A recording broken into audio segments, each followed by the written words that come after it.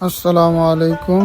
আজকের এই ভিডিওটা যারা রাজমিস্ত্রির কাজ করেন তাদের জন্য শিক্ষণীয় উপকারী একটা ভিডিও।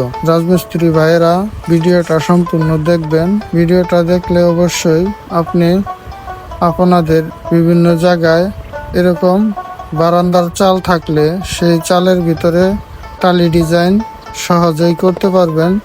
ভিডিওটা ধৈর্য সহকারে সম্পূর্ণ দেখেন। আমি কিভাবে করি এবং কি মৌখিক আপনাদেরকে সম্পূর্ণ কাজ বুঝিয়ে দিব।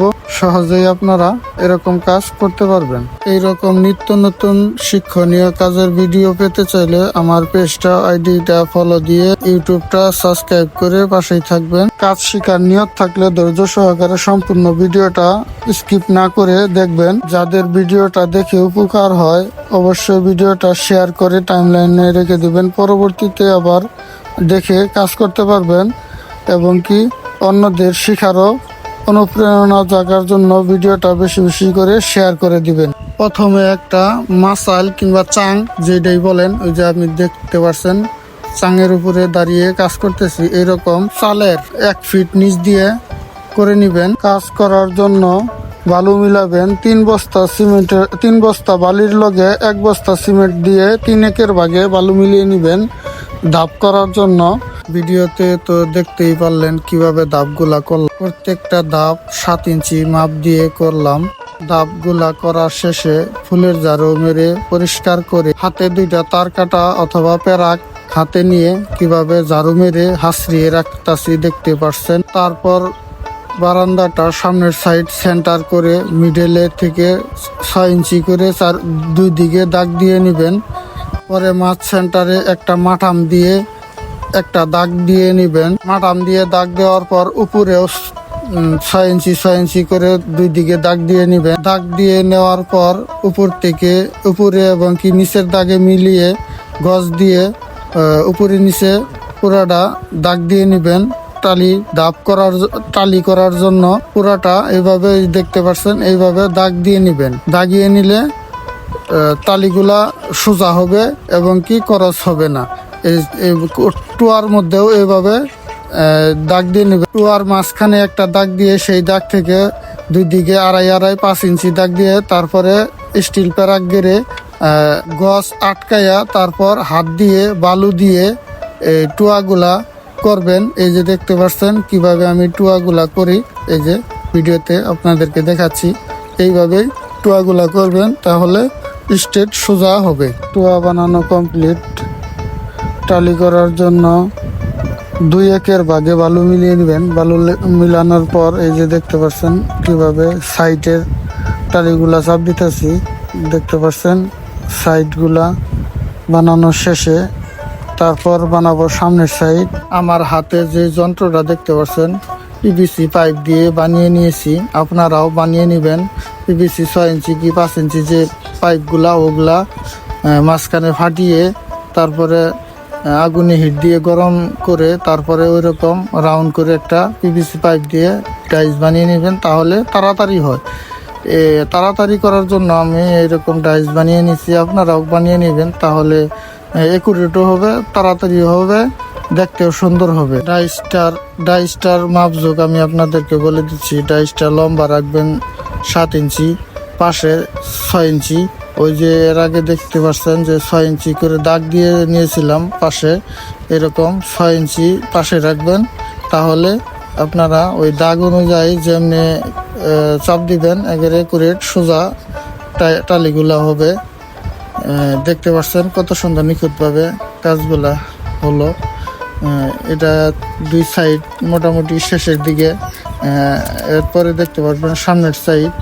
ভিডিওটা দীর্ঘ লম্বা হলেও সম্পূর্ণ ভিডিওটা স্কিপ না করে দেখবেন, তাহলে যারা কাজ শিখতে চান অবশ্যই এই ভিডিওটা সম্পূর্ণ যদি দেখেন আশা করা যায় কাজ মোটামুটি শিখতে পারবেন।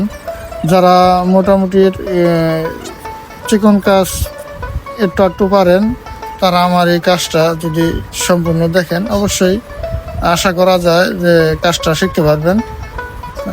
দেখতে পাচ্ছেন এই যে টালিগুলা উপরের গুলা কমপ্লিট করার পর এই যে নিচের যে মুখগুলা এগুলা মনে করেন যে সামনের সাইডে 1 ইঞ্চি, আপনারা 1 ইঞ্চি করতে পারেন। আমি 1.5 ইঞ্চি করছি। আমার কাছে একটা বিট ছিল প্লাস্টিকের বিট দিয়ে 1.5 ইঞ্চি মাপ দিয়ে আমি মাথাগুলা বাইর করে নিছি। মাথাগুলা বাইর করার পর এই যে 1 ইঞ্চি রাইখা আপনারা কাইটা ফেলাবেন, তাহলে দেখতে পারবেন টালির যে শেপটা সেম শেপ আসবে। এই যে দেখতে পাচ্ছেন একটু কোনাইচে করে কাটলে এটা টালিটার ডিজাইনটা সুন্দর দেখা যায়, তার জন্য আমি এই যে কোনাইচে করে কেটে দিয়েছি।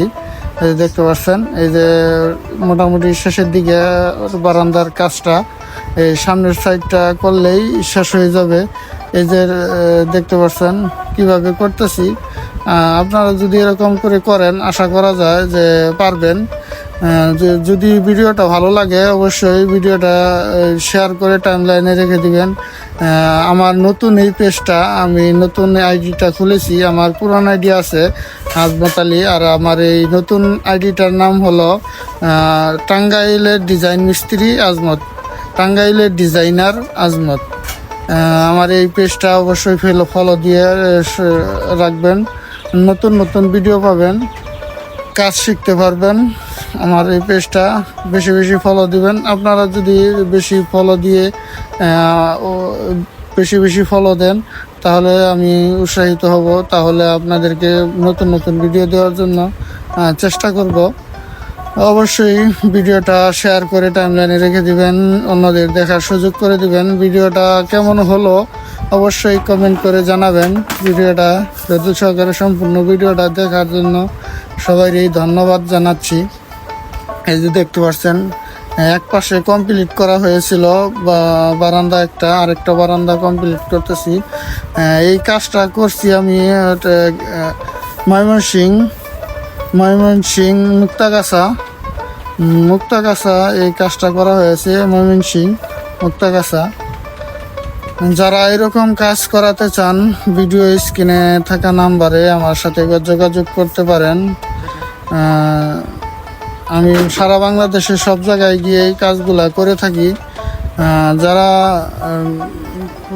দূরে থেকে, আমার দেশের বাড়ি টাঙ্গাইল বাদে অন্য ডিস্ট্রিক্টের যারা আছেন তারা একটা বারান্দার জন্য ফোন দিবেন না, কারণ একটা বারান্দার জন্য গেলে পোষায় না, কারণ অল্প কাজের জন্য গেলে পোষায় না, তার জন্য তারা ফোন দিবেন না। যারা বেশি কাজ আছে, বেশি বারান্দা আছে, 5-7টা 8-10টা বড় বেশি বারান্দা আছে, বেশি টালির কাজ আছে, তারা আমার কাছে ফোন দিয়ে যোগাযোগ করবেন, আমি যে কাজ করে দিয়ে আসবো। যারা 2-1টা বারান্দা আছে তারা এই ভিডিওটা দেখে, যারা রাজমিস্ত্রি আছে তাদেরকে এই ভিডিওটা দেখে করে নিতে পারবেন, আপনাদের খরচ কম হবে। সেই ক্ষেত্রে ভিডিওটা যারা দেখতেছে ধৈর্য করে সবাইকে ধন্যবাদ। দেখতে পাচ্ছেন কত সুন্দর নিখুঁতভাবে বারান্দার টালির কাজগুলা করলাম। এই যে কত সুন্দর। ভিডিওটা যদি ভালো লাগে অবশ্যই বেশি বেশি করে শেয়ার করবেন, অন্যদের দেখার সুযোগ করে দিবেন। সবাইকে আন্তরিক ভালোবাসা ও শুভেচ্ছা জানিয়ে আমার এই ভিডিও আজকে এই পর্যন্তই। সবাই ভালো থাকবেন। আসসালামু আলাইকুম ওয়া রাহমাতুল্লাহি ওয়া বারাকাতুহু।